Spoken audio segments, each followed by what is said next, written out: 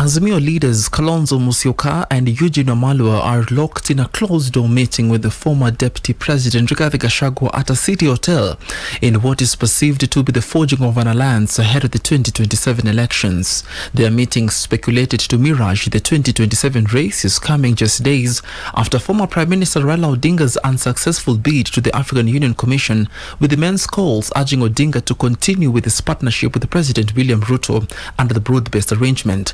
The Gachagua Azimio leaders meeting precedes Gachagua's attendance to the launch of the DAP-K party headquarters and the Wamunyoro meetings with Martha Karua and a section of clergy leaders from the Nyeri County. Gachagua has vowed to name his new political outfit at the end of February in a spirited push to unseat his former boss in the next election. With the Kalonzo having declared to be running for the next election, their meeting now begs, what formula will the new alliance, if there is, use to clinch the earmarked 2027 polls? Pearl Newsbeat. National Assembly Speaker Moses Wetangula has dismissed claims that President William Ruto and ODM leader Raila Odinga's relationship has been strained following Odinga's unsuccessful bid to the AUC. Speaking at the late Honorable Ijendi Malulu's home, the MP to Malava in Nairobi, where he had gone to pay tribute after his death, Wetangula affirmed that the political friendship between the two leaders is built on a strong foundation and not on quicksand, emphasizing that their cooperation is aimed at country's progress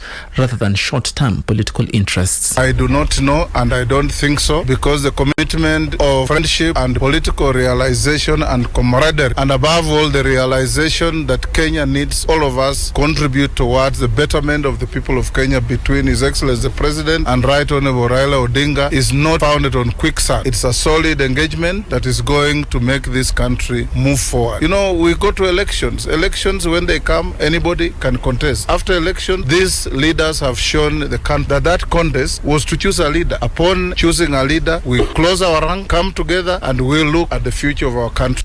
Pearl Newsbeat. Meanwhile, the ruling United Democratic Alliance Party has appealed the High Court decision declaring Azimio as the majority party in the National Assembly. The two-in appeal filed by both the National Assembly and the UDA party leaders, led by Majority Leader Kimani Ichung'wah, wants the execution of the judgment suspended until the case is heard and determined.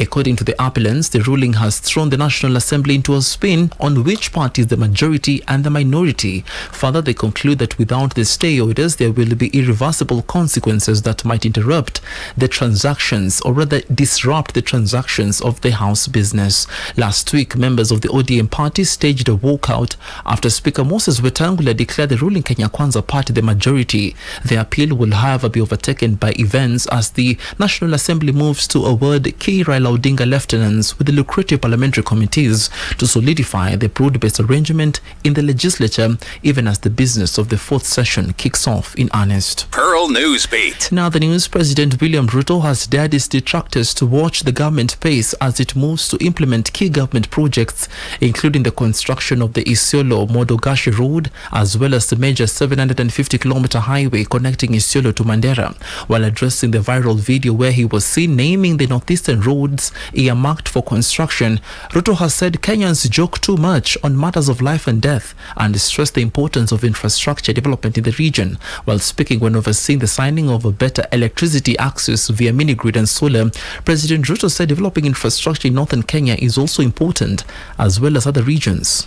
Last week, or the week before, I was in northern Kenya, and I did announce a major road artery that will be constructed from Isiolo through Wajir all the way to Mandera. And many people assume or think it is a joke.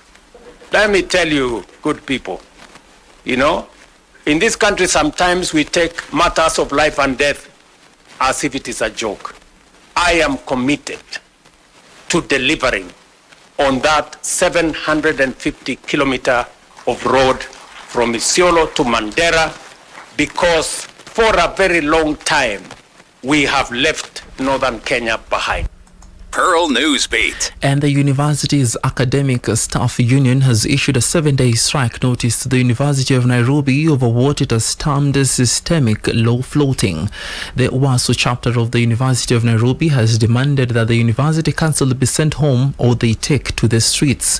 The chairperson of the UON chapter, Dr. Richard Bosire, has asked Education Cabinet Secretary Julius Ogamba to send the council packing immediately.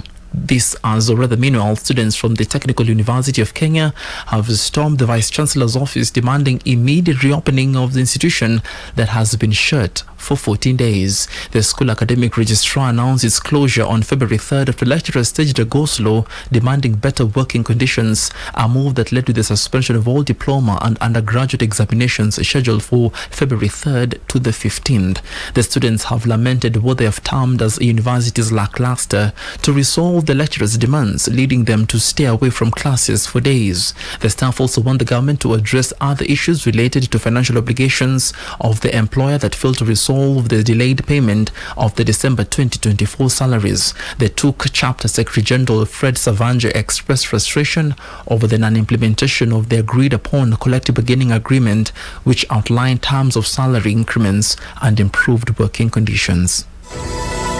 Pearl Newsbeat. And across the borders, Uganda has successfully discharged the last 8 patients recovering from Ebola outbreak declared in January. The World Health Organization hailed the recoveries as a major milestone, highlighting Uganda's swift response in containing the virus. The outbreak, which began with a male nurse who succumbed to the disease on January 30, led to the hospitalization of his relatives and the tracing of at least 265 contacts. So far, 90 individuals have completed their quarantine period without developing symptoms. With no approved vaccines for the Sudan strain of Ebola, Uganda has launched a clinical study to test a trial vaccine safety and effectiveness as part of the broader containment efforts. Pearl Radio, the home of fresh and classic hits.